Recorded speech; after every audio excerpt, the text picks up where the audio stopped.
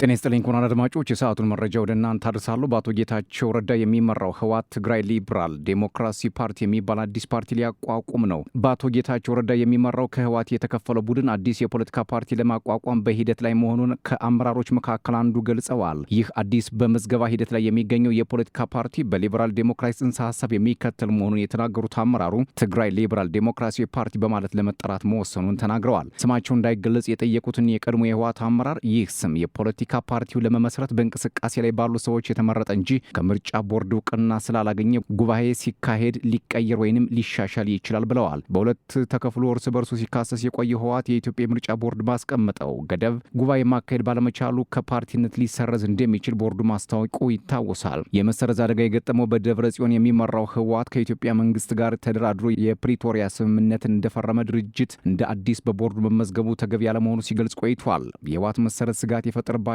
በአቶ ጌታቸው የሚመራው የህወሓት ማዕከላዊ ኮሚቴ አባላት ከሳምንታት በፊት ባወጡት መግለጫ በደብረ ጽዮን የሚመራው ቡድን በጋራ ጉባኤ ለማካሄድ ጥሪ አቅርበው የነበረ ቢሆንም በጎ ምላሽ አለማግኘታቸውን ገልጸዋል። በመሆኑም ይላሉ የቢቢሲ ምንጭ የህወሓት ህጋዊነት ስለሚያበቃ የህወሓት የፖለቲካ ዓላማዎችን ለማሳካት የሚያስችለን አዲስ የፖለቲካ ፓርቲ ለመመስረት ተገደናል ያሉ ሲሆን የፓርቲው ህገ ደንብና ፕሮግራሞቻችን አርቅቀው መጨረሳቸውን ተናግረዋል። ምንጩ አክሎም የደጋፊዎቻቸውን ፊርማ በማሰባሰብ ላይ እንደሚገኙም ተናግረዋል።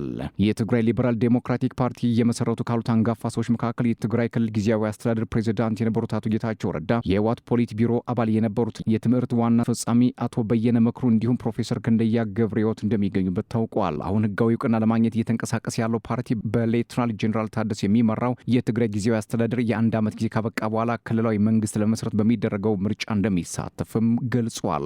አዲስ የሚመሰረተው ትግራይ ሊበራል ዴሞክራሲ ፓርቲ ከኢትዮጵያ ምርጫ ቦርድ እውቅና ካገኘ በኋላ ከባለሀብቶች እስከ የቀን ሰራተኛ ድረስ በአባልነትና በአመራርነት ተቀላቅለው ሊሳተፉበት እንደሚችሉም ተናግረዋል። በ1967 በደደቢት በረሃ የተመሰረተው ህወሓት ከትግራይ ጦርነት በኋላ በገጠመው የአመራር ቀውስ ለሁለት ተከፍሎ እርስ በርስ ሲካሰስ መቆየቱ የሚታወስ ነው። ክቡራትና ክቡራን ለሰዓቱ የነበረኝ አጭር መረጃ ይህን ይመስል ነበር። ሰላም።